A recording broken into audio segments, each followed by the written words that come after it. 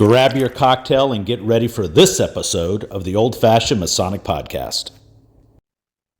Welcome to the Old Fashion Masonic Podcast, where we talk all things Freemasons while drinking an old fashioned. I'm Brian, and that's face right next to me on the screen. You'll say, why do I know that person? Why do I know that face? Well, if you'll go back to our episode that we had with the Grand Master of Russia, Andrei Bogdanov, the interpreter was Dmitry. So we felt it important to give a Dmitry an opportunity to kind of talk about his Masonic story. So welcome, Dmitry. Thank you, Brian. Happy to be here. So as we do on all of our episodes, we like to know more about the man and not just the Mason. So Dmitry, let our listeners know, who's Dmitry the man? We'll push the Masonry to the side for now, but who's Dmitry the man? Dmitry the man manifests through several identities. And there's professional, family, historical background. They'll start with a background. I was born in Moscow, in Russia, back in Soviet Union, and got to see it. And it sort of left an impression in a way. One of the things I was very surprised is that in the early 80s, we went through several elections when Brezhnev, if that name resonates with anyone. We had three kind of die before Gorbachev got in. Yes, exactly. And there were elections, imagine that. And people were going to that election. And I was wondering, as my mom took me to the polls, I was wondering, that means this is called elections, but there's only one guy there. So what kind of election is that? So we had elections back in the Soviet Union. So I finished school, went to Moscow State University, mastered in geology. Towards my late 20s, I ended up taking executive MBA in Belgium with the University of Antwerp Management School. In between high school and that, as I was doing geology, most of my evening work in the early university years and even late school was related to computers. So I was kind of doing natural sciences and computers at the same time. So I went to postgraduate in university, and that's where my natural science track stopped, as I realized that it's not going to make my living back in the days. But computers did. So when I had to, I made a decision and closed that page. And all of my professional life, like almost 30 years, been involved in computer industry. It took me to New York, where I lived for a couple years, working in the financial sector, doing technology. Went back to Russia, worked for international companies like Citibank, Barclays, doing the C-level technology roles. And about 7 years now that I'm doing my own consulting business in software development, large enterprise applications, and we have clients across the globe. So I travel internationally. Dmitry, the family man, has been married for tomorrow will be 23 years. Oh, well, happy anniversary tomorrow. Yeah. Thank you. And I have 5 kids. I'm a happy father.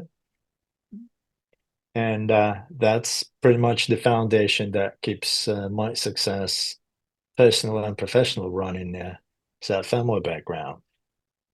Nice. Yeah. So there's that in short. Do some consulting now. Do you could do consulting in all sectors? Is it mainly finance? Is it all around? It's all around, but mostly finance. Since there are 2 sectors that are most heavily investing in digital transformation and products: is finance and telco, fintech and telco. Okay. The other sectors are catching up. So we know how to do large scale enterprise. We're not specializing in the sector. We're ended up doing a lot of fintech, but we do other sectors as well. Is it quite easy to build out the process where you take specific expertise? If you go into the legal or education or construction and development, you take the expertise specific to the center and you break it down, and then developers come in. Is it pretty much it's like laying bricks. It doesn't really make a difference if you lay bricks for a library or a factory. Right. That's kind of boiling it down to very simple. Yeah, well, that's good But for most of yeah, us that are watching this channel. That's for sure. So, geology, do you still have a love for it? Is that still a passion at all? if I were to live it over, I'd probably go to. I have passion for two areas. It's medicine, medical area. I might have ended up in being a surgeon, and molecular biology. That one still excites me. The things that go down in on the cell level, DNA, and how that all works together, and how the whole body that we operate runs. The science is still making baby steps in terms of understanding how it really works. Right. Well, that's going to come in. That might come in later with a newer question we've thrown in on the podcast. So I'm gonna hold you up on that. We're gonna come back around on this molecular biology. And yes, folks, I didn't stumble on that word at all. So right. So all right. So we know Dmitry the man and where you're born and your travels and a little bit about you and your family. Talk us through your Masonic journey from when you started, why you started, and where you're at today, and how you ended up interpreting on an episode with the Grand Master of Russia. Uh, well, if I briefly cover the last point,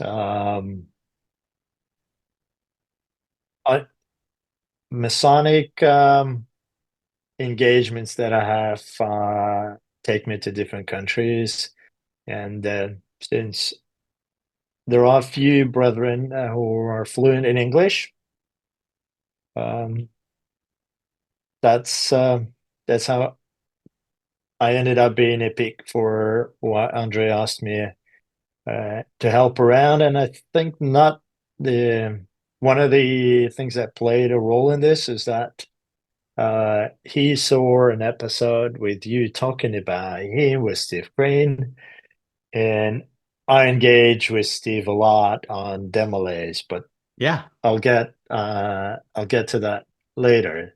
So rolling back, going back 10 years, it's been only 10 years that I'm with Masonry. Okay. Uh, and I was in a small group of people that were interested in looking into different areas of philosophy and purpose of life, that kind of things. And then one of them once said, we had a meeting, and one said, "Well, there's Masonry, and they seem to be going on for a long time. I wonder who they are and what is it about Masons that keeps them going?" And I said, "Well, that might be an interesting point to research." And maybe destiny played a little bit of a role, is when I went on the interwebs and Googled, I landed with a book, uh, and a book that brought me to Masonry, single book. And I talk about destiny in that context because if there's a lot of stuff on the internet that's talking about Masonry in terms that are distorting the real picture. Correct. But the book that I landed on was a book by English historian John Robinson, and the book is called The Pilgrim's Path.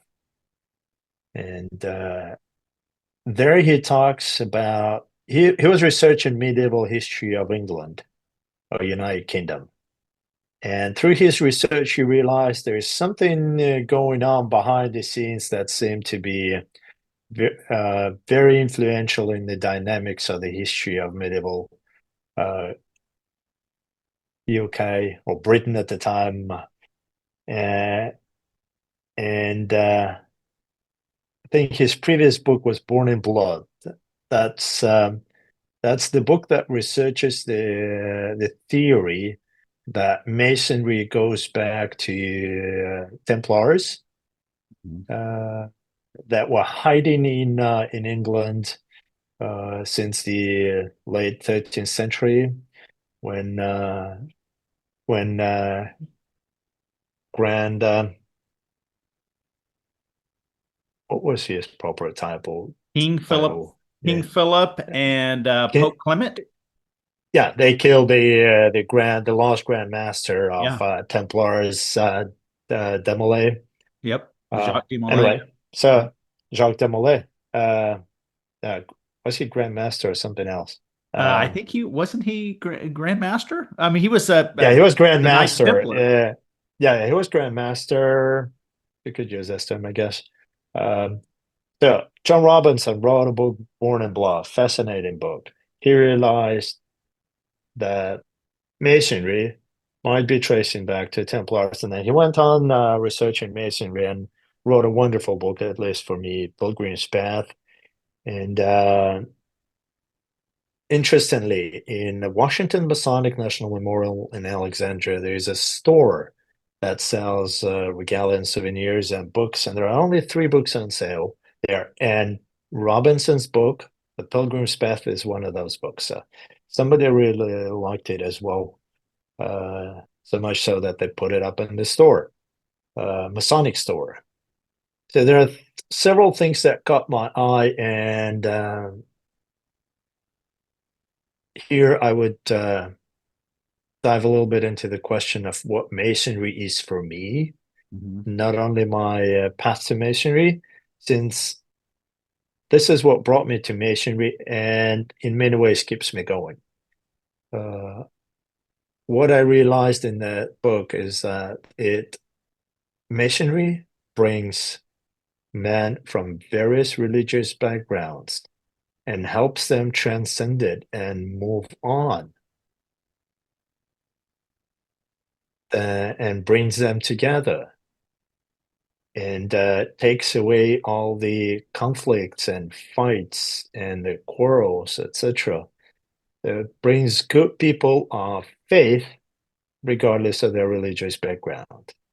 And it helps them to transcend their religious differences. And I know of no other social group of any shape or form that's lasted officially for 300 plus years that has been able to achieve the same, and achieve it in reality by building the bond of brotherhood between people from various backgrounds. One other thing that I remembered from that book is that if you talk about 4 areas of life, in terms of priorities, family, Masonry, church, and your country. And John Robinson puts it in his book that the way Masonry prioritizes is that your family comes first. Yep. Then your church, then your country, and Masonry comes last. So when I realized that Masonry puts itself not at the top, right, but at the bottom,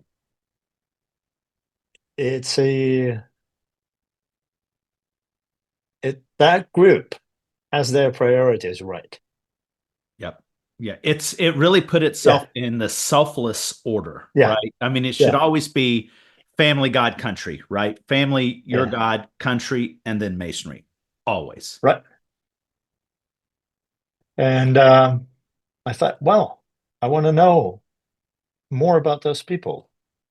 And yeah, so people who put their religious differences aside, their arrogance aside, and they talk about self-development, continuous self-development.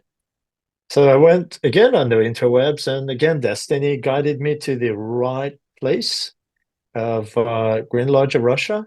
And there are several Masonic or AKA Masonic organizations that are not in recognition. And I ended up with the right one in the first place. Right. So I put in an application over 10 years ago. Took about 6 months for all the interviews to come through. And I landed in one of the lodges in Moscow. And since then, it was a fantastic journey. I realized that before I joined Masonry, I was on the path of searching, sort of spiritual search, you could say.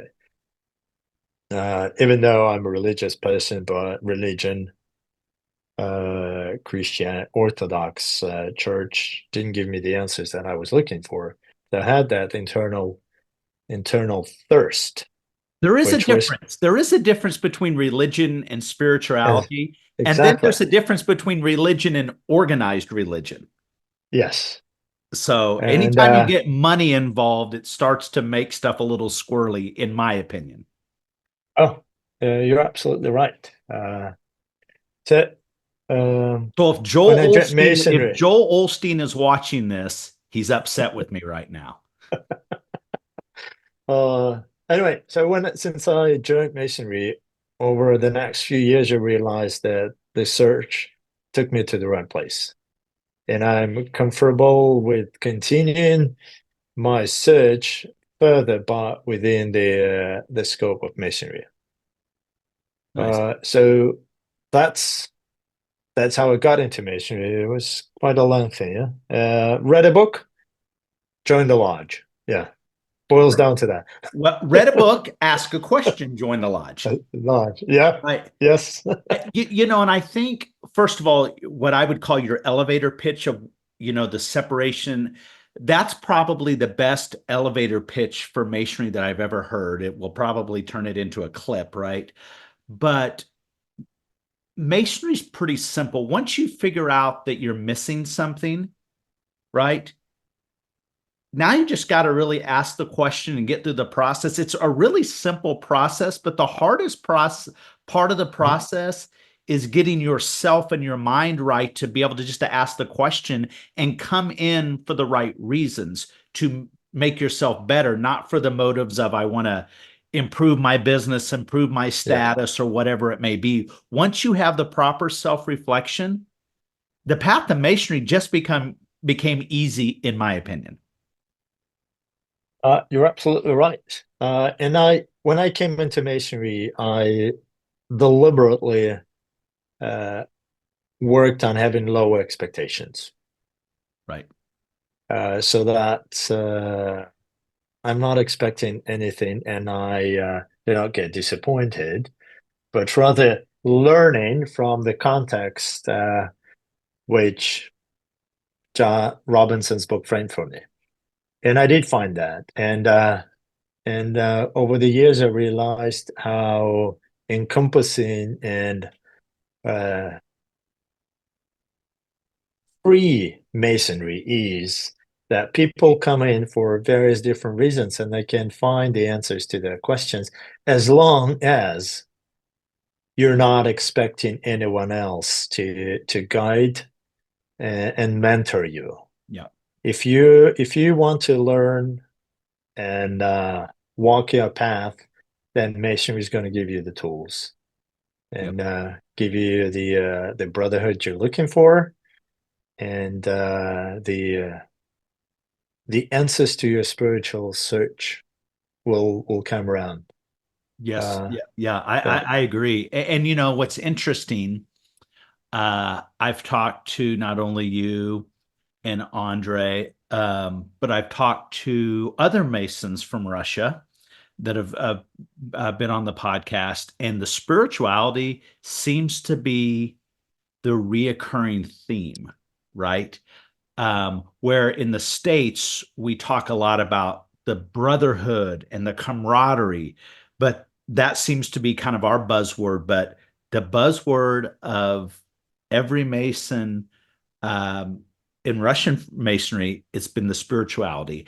And I think that that's something that, as a Mason from the States, I subscribe to 100%, but it's not the first thing that comes out of my mouth, which it's fascinating because that's the most important part to me for of masonry. But the vernacular I use is the brotherhood and the Mhm. camaraderie, but really it's the spiritual feeling from that. Yeah, that's interesting to hear.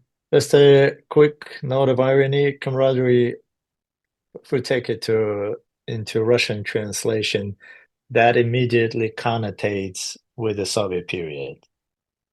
Yeah. Yeah, Oh, where with people comrade. call the comrades. Yeah, so Right. when they talk about comrades, maybe not the newest generation, but for us folks born in the Soviet Union, yeah, that word is kind of has a boatload Negative. of historical context. Yeah. Or, Not or is negative. it's Yeah, not yeah. negative necessarily?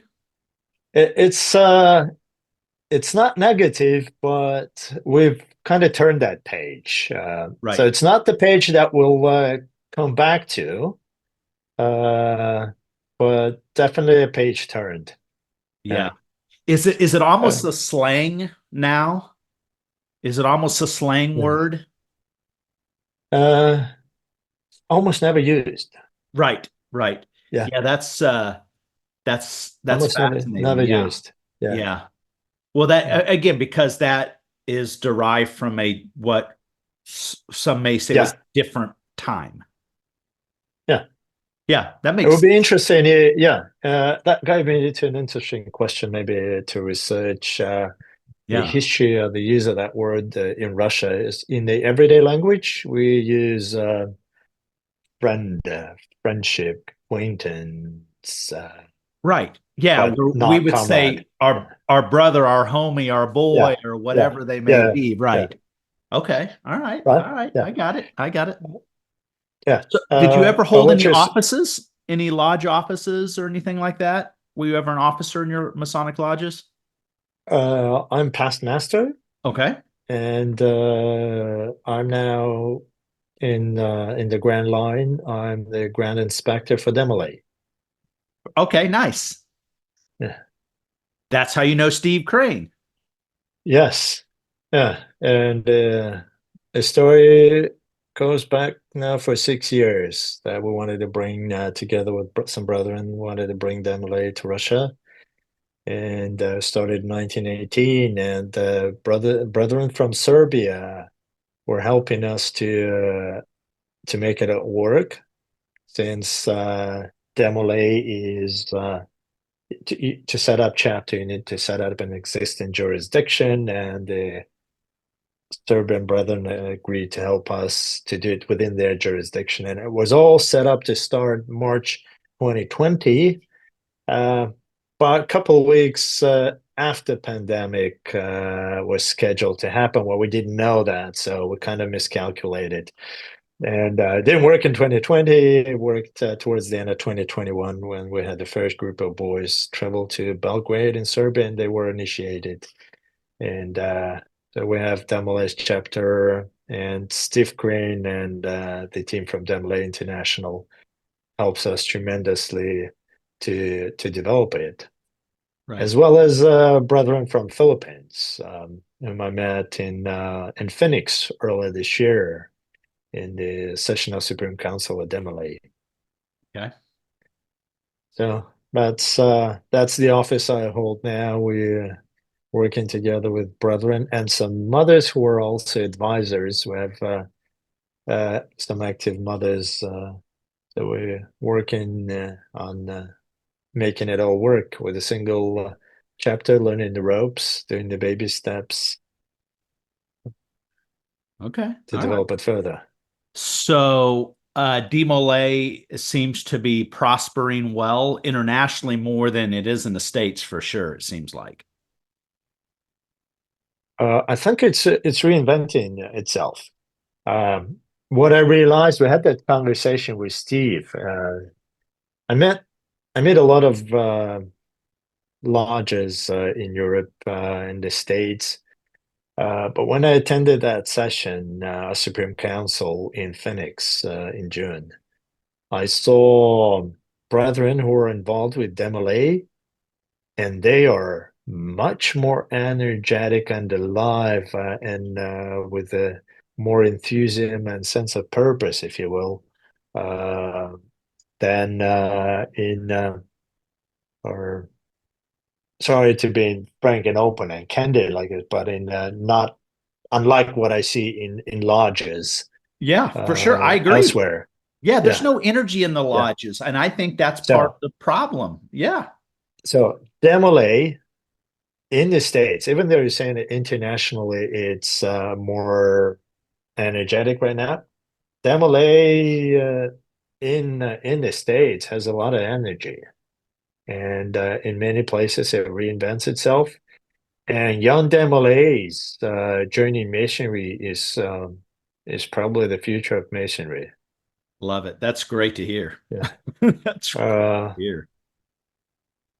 Going back not couple, about 3 years ago, I met some brethren in New York, and they introduced me to the brother, most worshipful brother Sardone, Bill Sardone, the former Grand Master now for New York. And when I met him, when he learned that we were working in bringing DeMolay to Russia, he said, "I'm former DeMolay. I'm senior DeMolay. Whatever help you need, just ask." I ended up having to ask him, and things like clicked immediately. We had some hiccups in setting up first chapter. Uh, so it's an example of brethren who went through DeMolays.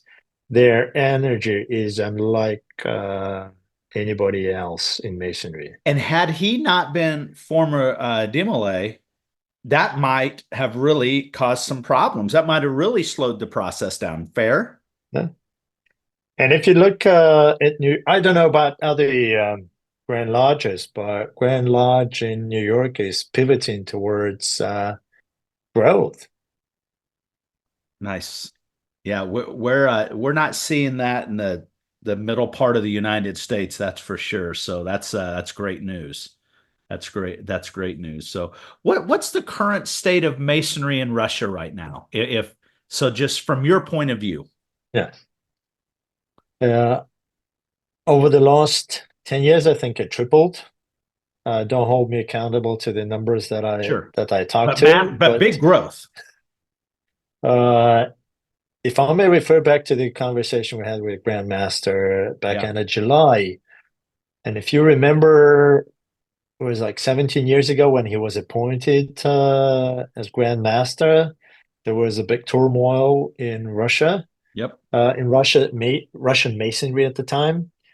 So the foundation that he started with, I think if I remember the number correct, was like 37 Master Masons Okay. back 17 years. We're now over 1,500. Yeah, Crazy. yeah.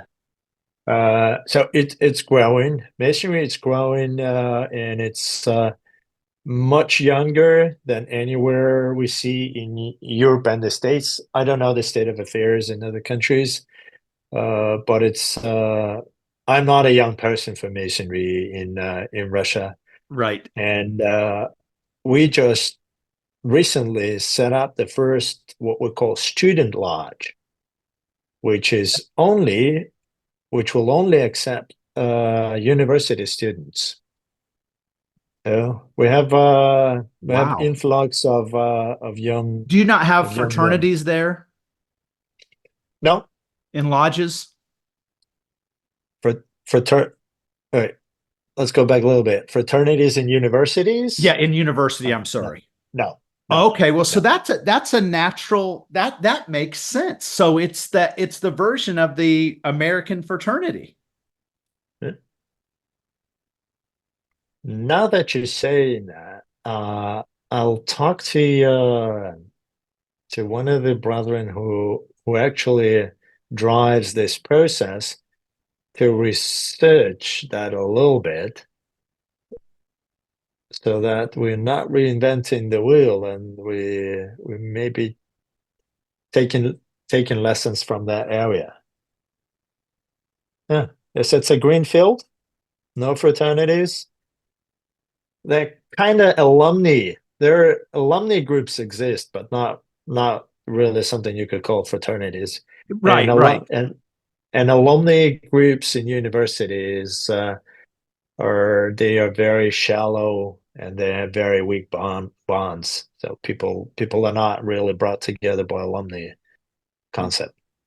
Right. Yes. So this is a great. So essentially, from kind of the American point of view, Russia is bringing uh, frats to universities, which is great. It's more organized. So that's a state we're trying to expand geographically. And last year, or actually my lodge, Phoenix, uh, opened. Well, Grand Lodge opened, consecrated a new lodge, but it was only mostly masters from my lodge, the Phoenix number 16. We opened up a new lodge in the Far East, which is in kilometers, that would be 9,000. In miles, it will be a little bit less than that, but it's like 7 hours flight across the country. And it's not all the way to Vladivostok, which is almost Japan. It's another about 700 miles to go. But we opened up a lodge in Blagoveshchensk, and we'll be expanding in Forest as well. Wow. So Grandmaster is very keen on bringing the light across the country and expanding into new geographies in the country.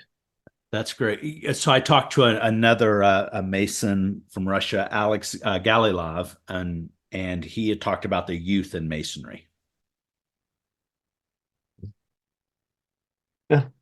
So DeMolay and students lodges, and we cooperate as we're trying to see so that we already have some boys who are coming of age to become Masons, and we're handing them over to student lodge. Yeah. And how old do they have to be a Mason in Russia? 21, 21. Okay. unless they're a son of Mason, they will be eligible at 18, but If that's, they're a son of a Mason? I think, Okay. again, don't hold me accountable for Yeah, that, yeah, but I think no that's, worries. yeah.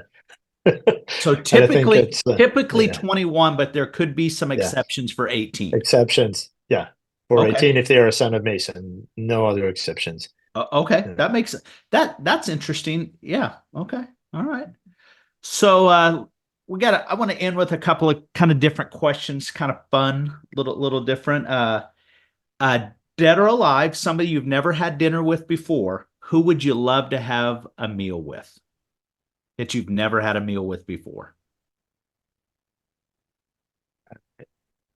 You asked that question before we prepared for the podcast, and I kind of searched my mind for the historical figures and uh, contemporary and who lived back years ago. And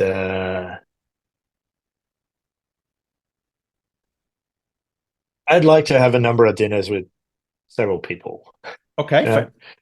Name some One off. of yeah, one of them is Buddha. So Siddhartha Gautama came to mind.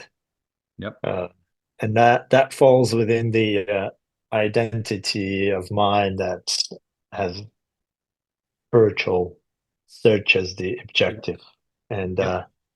uh, what I think of in my life in terms of like where the purpose and the goal and the rationale and the value and where it all comes from and where it all goes to, Yep. and The Buddha, I wouldn't say that he seems to have figured it out, but he definitely is much further away, further ahead, not away, further ahead on on that on that road of personal and spiritual development Especially with his inner peace. than yeah than I am. I wonder if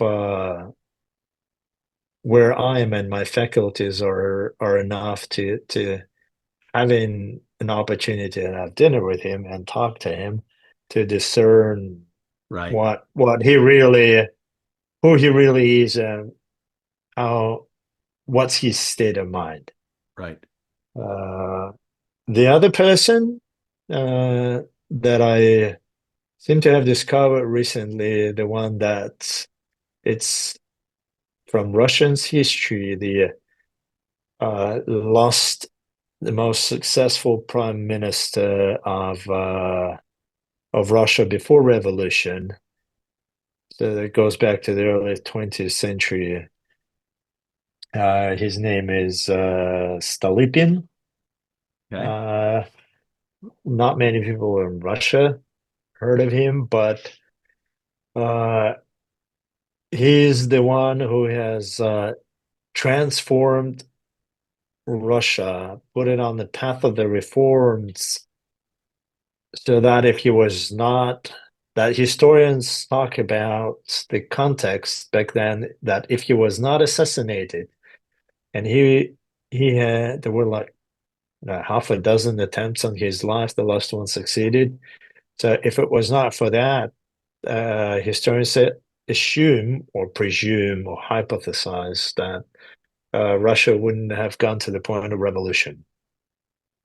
Yeah. Uh, that he's done so much to the country and he has been taking it out of whatever the historical, economical, and cultural context was of a lot of tensions within social and economically. And he's been driving the change. And he's been such a monumental figure that at the time when he was prime minister, some people started saying that he's a towering figure even over a czar. Nikolai II, who was the last emperor of Russia. Uh, so Stolypin was his, not his, maybe the best uh, prime minister ever in Russia, in the historical imperial Russia back at the time. And he comes from a very modest background. He's why, if you want to ask the question, why would I have dinner with him? He had, from what I feel, his country's best on his mind before himself, before his family, before anything else. He was a true servant of Russia. He had a Mason's mentality. Um, you could say that. Yeah. Yeah. And he would even argue with the Tsar. And he would even, when he would disagree on something, there were occasions where he submitted resignations. So I wouldn't do that. I couldn't do that. This is what needs to be done. And if this is not how things would go, then sorry, here's my resignation. He stuck Nicola, with his core values. yeah. And the emperor was wise enough not to let him go. So those two people. Yeah, no, Uh, that's interesting. So I wrote the name down to kind of look him up. So I think that's interesting that somebody that had that much courage on display that he's willing to say, you know what, I've got to stick with my core values. I'll resign if and it could mean even worse. So yeah, that's it's Pyotr Stolypin, his name, and I'll send you a link on okay. Wikipedia later. Yeah, nice, nice. Last question is kind of a newer question we've been asking. So, taking you back to your molecular biology, if there was a magic pill that you could take today Now, it would leave you at your current age, but in perfect health for the next 150 years. Would you take this pill? Why or why not?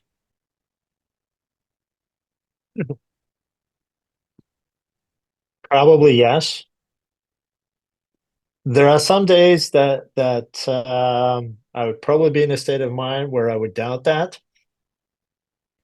Uh, Let me tell you share a thought that I recently heard that historically people would life's term would be about 40 years, Mhm. more or less, Yep. for thousands and hundreds of years, if not thousands.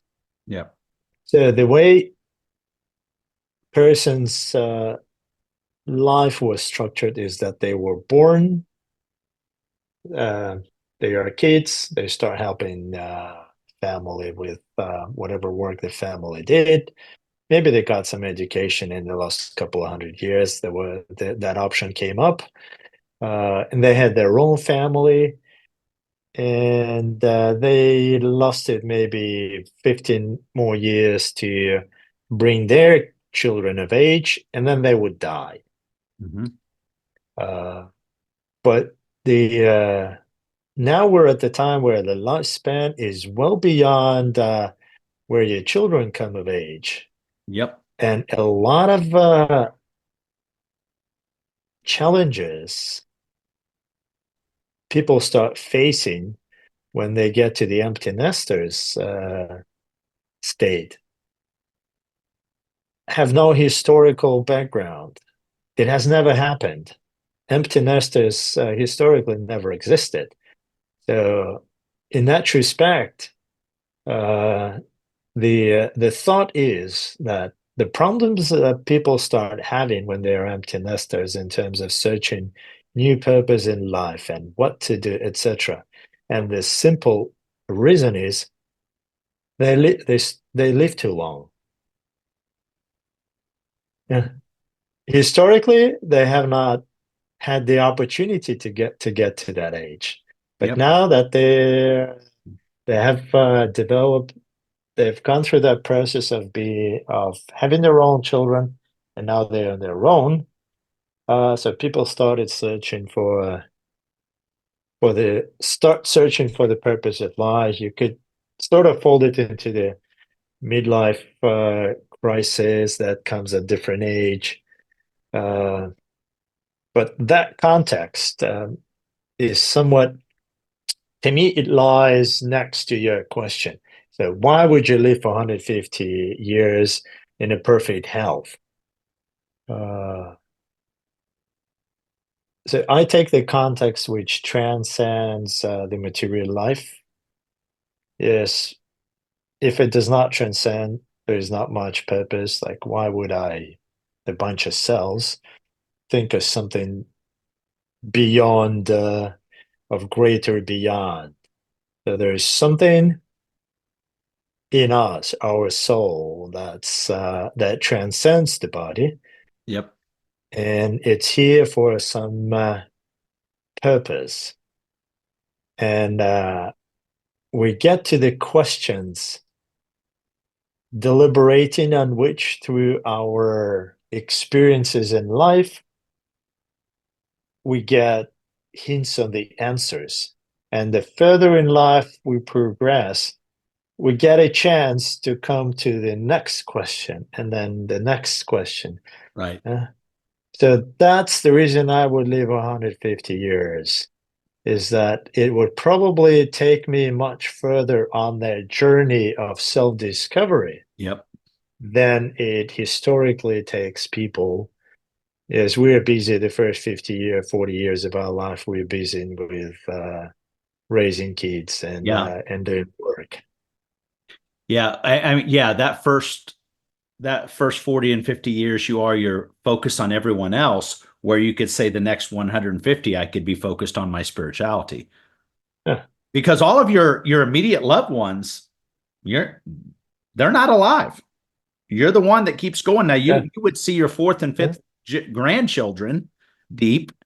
But yeah, that would be a whole nother it'd be a whole nother thing. So Yeah, people are amazed to talk to. Is that the right term? Centennials? Yeah. Centennials is the People. newest. Yes.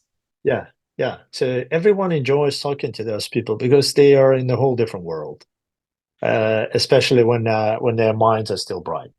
Exactly. So yeah. So imagine you're a centennial and you're in full health, and you're like, you're not. Okay, now we go back to molecular biology. So where you're well past 50, you're well in your 60s. There are certain the way the physiology of our brain works that it becomes much more difficult to stay as energetic and mentally active Yep. as when you are 30 or 40. So, and if you stuck in that active stage, but you lived 100 years, you would have progressed much further. 150 years? That's true because your brain's still sparking at the highest rate. Yeah, yeah, yeah. So you get into the new levels of questions of purpose and value and whatnot, something that we couldn't even imagine. The value of relationship, the value of us being here, the reason for us, for this world. So for whatever transcends. Yeah. So yeah, I'd love that. Yeah, you'd also be very desensitized to stuff that goes on. It's like, I saw that a Yeah, hundred years ago. It'll be fine. exactly. Oh my Yeah. gosh. So, well, Dimitri, thanks for taking time to come and talk with me. It's been a pleasure as always, and I look forward to speaking with you soon. Brian, it was a pleasure. Thank Cheers. you for your time.